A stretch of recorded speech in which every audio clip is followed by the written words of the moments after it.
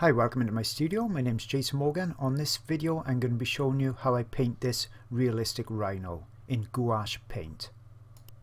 If you are looking for a much more detailed version, there's a 2-hour version of this tutorial over on my Patreon art channel.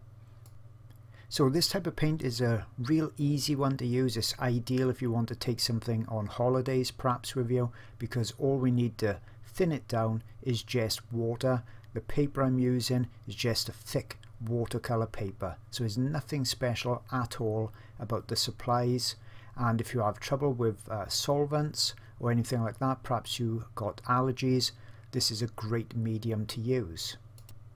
Now, describing it, lots of people call it kind of an opaque watercolor, and that's a very apt description, because unlike acrylics, when this dries, it will reactivate with water if you go on top of it with a wet layer.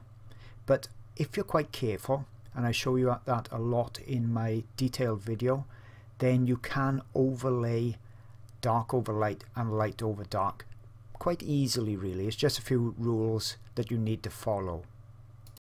And basically that is, when you're going on top, don't use too watery a paint, and also don't keep going over the same area frequently. So it's more of a direct method of painting where you apply your stroke, then move on and allow that area to dry. If you need to go on top again, have it dry underneath and do the same again. But it is a great medium if you want lots and lots of details, because you can use those really small synthetic brushes and keep detailing as much as you want, so you can get a lot of realism in it. Here you can see how I started off with that mid-tone base coat and then gone in with detailing of the darks and then the lights on top. So this way of painting is very similar again to my preferred mediums, which are pastel and oil.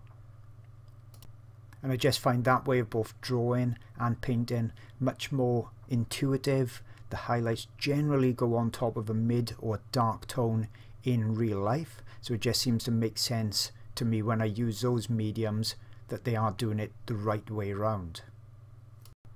This painting took me around about 4 hours to complete, so it's quite a fast painting to do as well with this amount of detail. So hopefully, looking at the video, you may go out perhaps and try gouache yourself, try something simple to start with.